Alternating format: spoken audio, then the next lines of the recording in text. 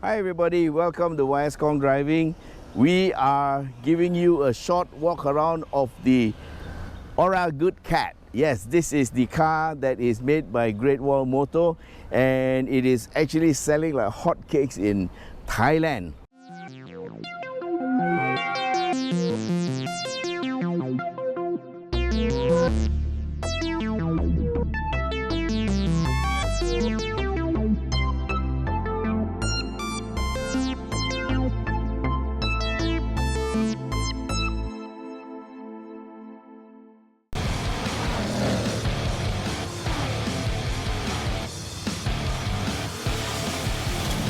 Why?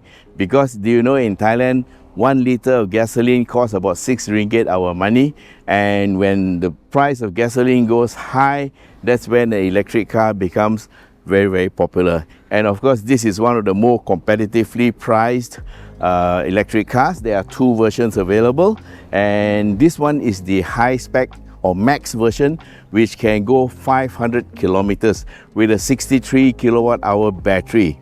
And in April there will be another one that's coming, which is the lower spec, looks exactly the same, short of a few specs here and there, but that has a range of only 400 kilometers, and this one costs 170,500, whilst the 400 kilometer range one costs 140,500. so you have a choice of 2. And right now they only have 2 colors, this one and also a beige color, but these are the most popular colors and nobody seems to mind because everybody either goes for this or the other one. So let's take a look at the car from the outside. Well, the front of it looks a bit like a Porsche or a bit like a Beetle, but in truth this is designed by somebody who used to work in Porsche as a designer, and this design cue looks really familiar, right? So you see a little bit of some of my friends say the front lights look like Mini Cooper, and then the front nose looks like a Porsche and a Beetle at the same time. So let's take a look around the side, and you see it's a sort of, it's not exactly a Beetle, and it's along the sides it look a little bit like the Nissan Leaf. Yeah, maybe that's where they get a bit of inspiration from, but this is a fully electric car and it looks pretty cute. So it's called the Good Cat here, and over in Europe they call it the Ora Funky Cat. So around the back you get a rounded backside, a little bit like the Murano, a little bit like a Porsche Cayenne or a Volkswagen, a little bit of everything, but I think the overall effect is quite good, and most of the people who have seen it are very impressed with the shape, and the first thing they say, especially if they're women, oh, it's so cute. Yeah, that's what my wife said. She really liked the look of the car, and we took it for a drive yesterday. We went to Genting Highlands to GPO, bought myself a pair of jeans, then we went to Bentong to eat durian and brought some back, and the car made it all the way, and we got back here with about 37% left over. So there was plenty of charge to go, and we just drove it normally.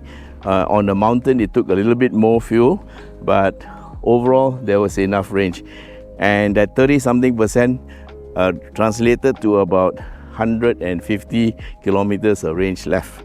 And so up there you have a panoramic sunroof that opens, and it's quite nice to have. So from the front we get projector lights, and this is the daytime running lights. This is a kind of a circle, looks pretty nice. And here you have the front wheels. I think the front suspension is a McPherson strut. Yes, it looks like McPherson strut arrangement. You get ventilated discs and 215/50 R18. Now these look like economy tires, but they do handle quite well. So this is GT Comfort. Yeah, it's called GT Comfort. And you see a large set of rotors that's ventilated, you can see here, and a single floating caliper. Then at the back, you can't really see much of it, but yes, I can see from here, it is a torsion beam arrangement, a kind of a H-beam, and no, it's a kind of like a U-beam, and there is a little bit of flex. So Well, this design is not new. There are many cars that have it, and all of them handle quite well. So this is the new generation of torsion beam that has a little bit of give, and you can see there coil springs and of course shock absorbers, and the rear discs are solid discs with a smaller floating caliper. At the back you have a little tail spoiler up there and no rear wipers, okay? And this is the boot area. You see here, that's the charging cable that comes with the car, and I charged it last night in my household current. It took about 18 hours to charge everything from about 30% to full. Yeah, so that's the charging time. If you're on zero, it's probably about 20 hours, yeah? And so here is the boot. There's a bit of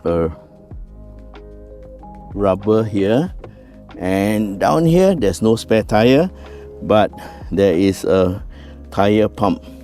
Yeah, so the batteries are of course in the back of underneath the car on the floorboard, and you can see here the rear seat will split, yeah, and fold 60-40. So you see this side is 60, this side is 40, and that's the top tether for the child seat, and this is the light that's on whenever you open the door. And okay, this is metal, this is plastic. Yeah, so the bumper is plastic, and of course there's no exhaust pipe. Yeah, this is a electric car, so there's no. Okay, the boot is manual. Okay, let's have a look at the front.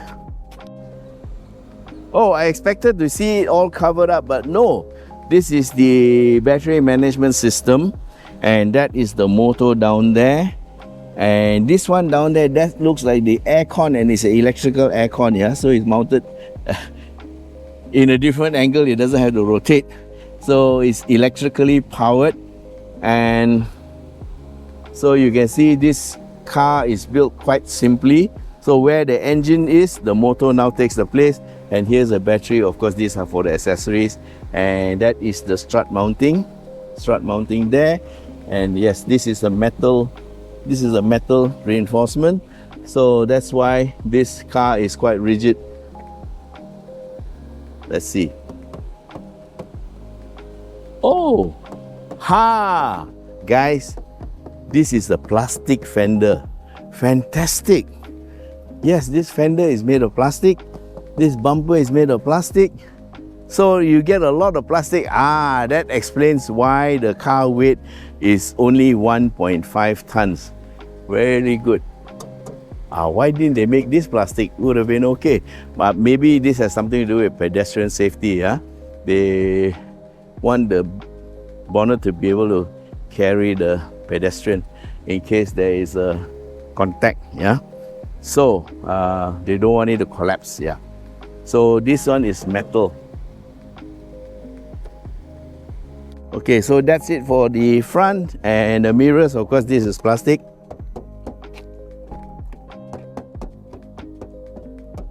I'm not sure if these panels are plastic.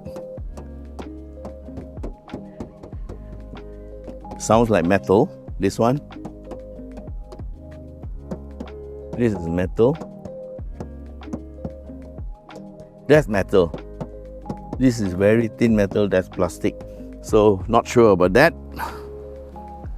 Anyway, looking at it from this side, actually the car ignition is on and we're running the aircon inside. So here is the view from the passenger side.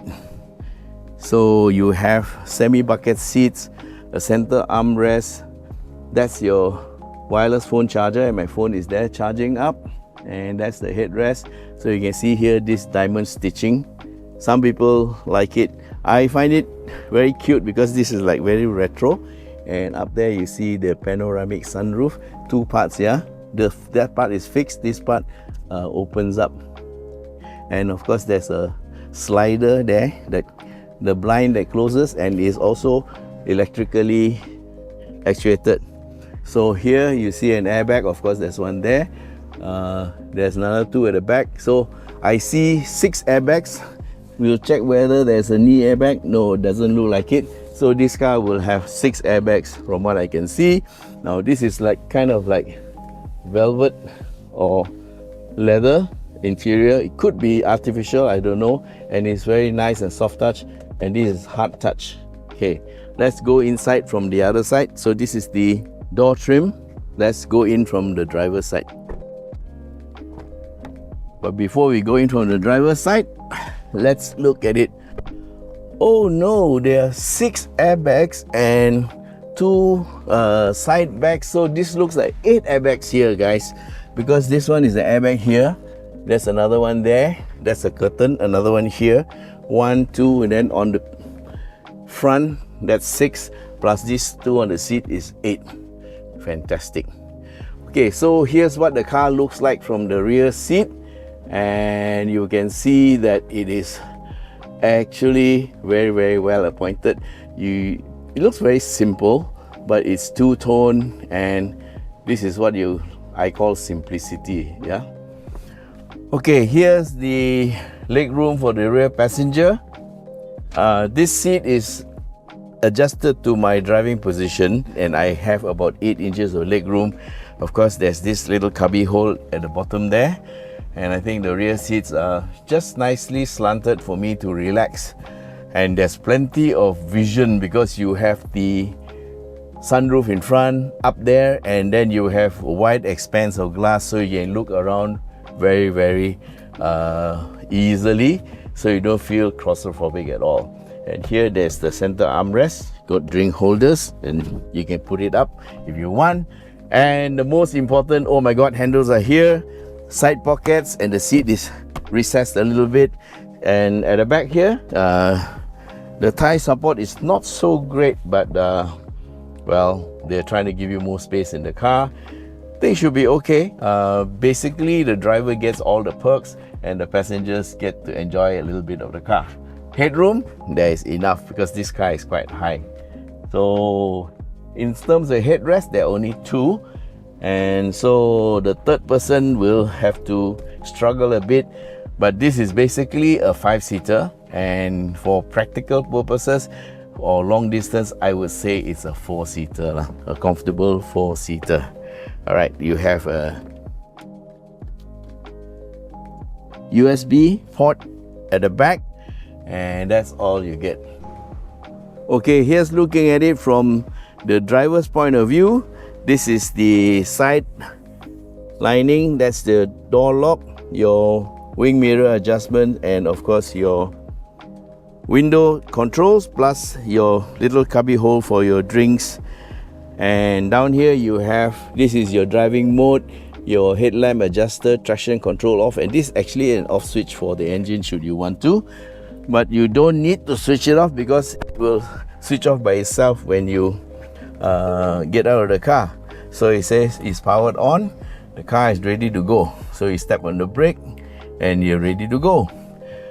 Okay, here you have the screen up here. It also houses all your controls, that things you want to adjust in the screen. But when you are about to start off or you're signaling, this screen will come on. So let's go back out, you go home. And here you have vehicle settings. You can set your stuff in car. Steering has 3 settings. For driving, you have your pedestrian assistance system, collision avoidance system, brake or no brake. So you can turn it off by pressing no brake, no brake. Intersection assistance, you can have it on or off. This is off, okay? And then you also have your lane assist. Lane keeping assist is off, and emergency lane keeping is on. You can also turn it off. And this thing called wisdom dodge, very unique thing. When you have a big truck next to you, this car will go to one side, away from the truck, then it will steer you back later. It's sort of like stay away from that monster thing. So that's an additional feature that I haven't seen on any car yet. So on this side you have your power meter, and also you can see the range here. It is 435 kilometers to go. Yeah, in N, this is in eco mode, and that is the power that you're consuming. Okay, down here is the mode button. I'm going to press the button, see what happens. So when you press the mode, you can have auto mode, you can have standard mode, sports mode. So the difference is in sports mode, you get less of regeneration braking. So you get not so much retardation of the car as you're driving it. Okay, and on eco then there's higher retardation. So moving back, I'm going to slide the seat back a bit. So moving back, of course you see your SRS airbag here, and then you have your control buttons here for you to juggle your pages and all, and this is your radio controls and all that. Then down here you have your aircon on off switch, and this is your emergency flasher, your defrost, and this is very retro. And up here on the meter, if you need to change the aircon speed, say here is the aircon, then you can have the aircon speed, you can drag the aircon speed higher or lower. And the aircon temperature, you press this one, then you can go higher temperature or lower temperature. So we're going to go low because we are sitting in the car and it's very hot outside, but we are enjoying the aircon, which is running off the battery. And I understand if you run this just the aircon, you can last for a couple of days. The battery, it doesn't take a lot of battery. Okay, further down south you have a little cubby hole here, 2 drink holders, and that's where I kept the key of the car. The key fob looks kind of cute, yeah, there, and that's the emblem for the Ora Cat. I don't know why this, I can't see a cat here, but well, that's what the Ora Cat is. You have your boot open, and of course it's just a remote that pops the boot, but there's no electric boot, yeah. Lock, unlock, this is lock, yeah, that's it. Then you have your little power socket, 2 USBs, and then here's the drive lever. It's very much like the Kia Carnival. It's reverse, N and D, that's it. This is the handbrake, electronic handbrake, and this is the wireless charger. Down here a little cubby hole, and let's see inside here is the another little cubby hole for you to keep stuff. Okay, so that is just about it. Yeah, I didn't mention it, but this car also has autonomous braking and dynamic radar cruise control. So everything that is in ADAS is there.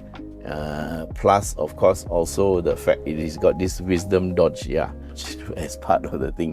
And it also has parking aid. You can park the car.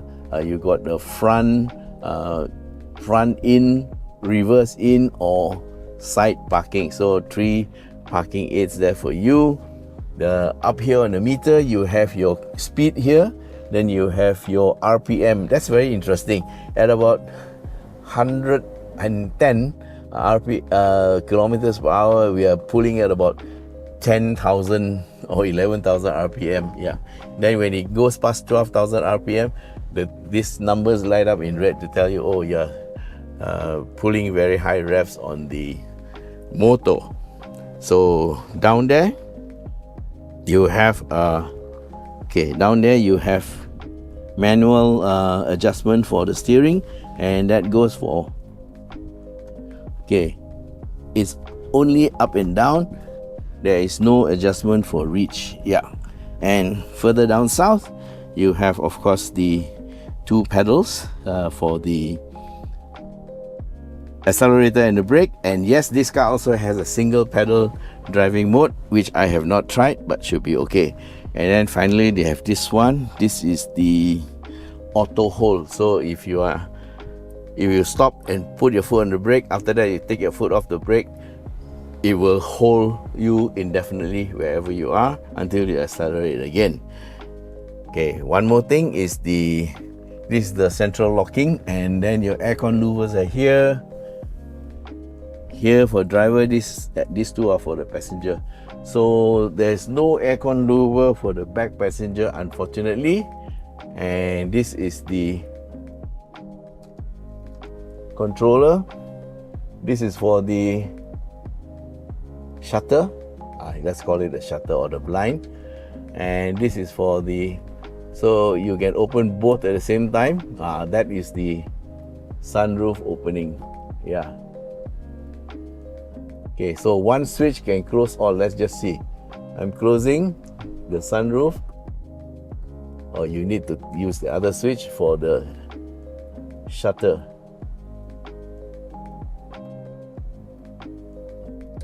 And that's about it. What is it here? Yeah, sunglasses holder, and the glove compartment is exactly what it is. A little bit bigger than normal. It's okay. Good size. So it's still a glove compartment. So, and the floor mats that come with the cars are kind of funky. So these are made for this car. They kind of like wrap along the sides so you don't get dirt onto the floor. And also you can see the brand Ora there. And can you see the cat? There it is. That's the cat. And he goes meow. Cute, isn't it? Alright guys, that's our presentation on the Great Wall Motors Ora Good Cat. This high-spec model is available at 170,500, and yes, we are selling this car through our website, so you can drop me a WhatsApp at 016-335-0609 or go to shop.yskhongdriving.com to book directly through us. Thanks very much for watching, and don't forget to subscribe. And so till we meet again in the next video, bye bye. Meow.